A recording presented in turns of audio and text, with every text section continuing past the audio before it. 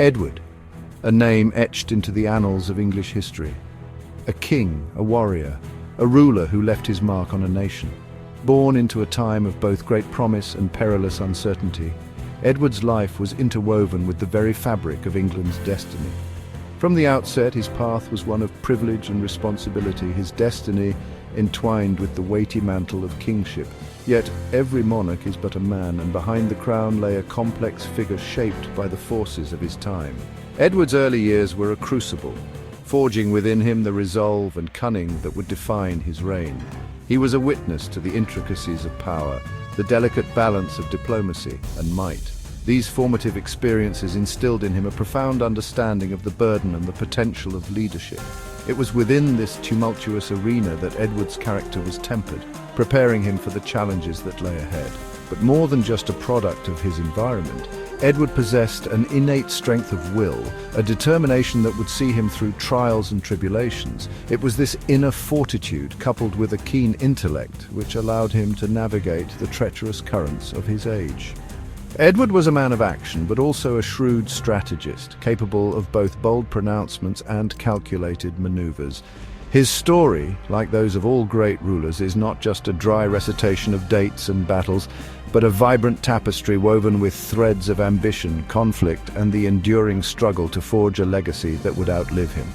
It is a tale that speaks to the very heart of what it means to wield power, to bear the hopes and dreams of a nation upon one's shoulders. It is the story of King Edward, and it begins right here.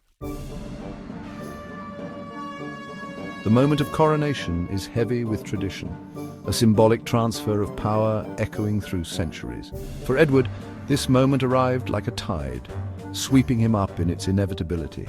The weight of the crown, both literal and metaphorical, settled upon his brow, marking the commencement of a new era. Gone was the relative freedom of his younger years, replaced by the crushing responsibility of rule. He was no longer simply Edward, but the embodiment of the monarchy, his every action subject to scrutiny and judgment. The kingdom he inherited was far from a tranquil realm. Internal strife and external threats cast long shadows, demanding immediate attention. Edward, however, was not one to shy away from challenges. He embraced the burden of kingship with a determination that surprised many, his early reign marked by a flurry of decisive action. He understood that to secure his throne and ensure the stability of the realm, he would need to act swiftly and decisively. One of his first acts was to consolidate his power base, rallying loyal nobles to his cause while strategically subduing those who might question his authority. This was a delicate dance, requiring a deft hand and a keen understanding of the shifting allegiances within the court.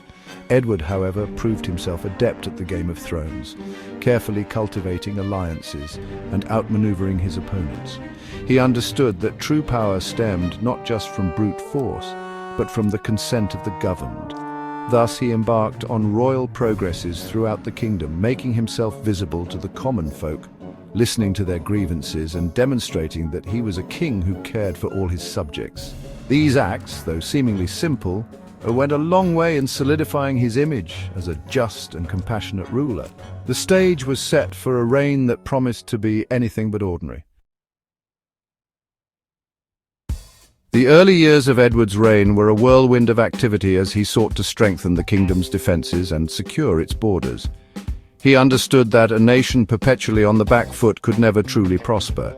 Edward was determined to make England a force to be reckoned with, both respected and feared by its neighbours. This meant investing in the kingdom's military infrastructure, from strengthening fortifications to expanding the royal fleet. He poured resources into training new recruits, equipping them with the latest weaponry, and instilling in them a sense of pride and loyalty to the crown.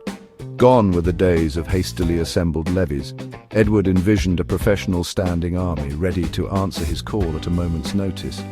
This transformation, however, was not without its challenges. It required vast sums of money and a delicate balancing act to avoid alienating powerful nobles who saw their own influence waning. Yet Edward persevered, driven by the belief that a strong and secure England was in everyone's best interest.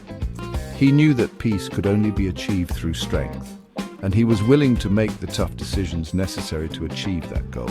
His efforts did not go unnoticed. The sight of England's revitalized military, its banners flying high, sent a clear message to rival kingdoms. This was no longer a land ripe for the taking.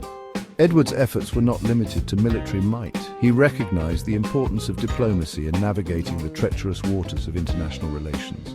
He dispatched envoys to forge alliances, to negotiate treaties, and to ensure that England's voice was heard in the halls of power across the land.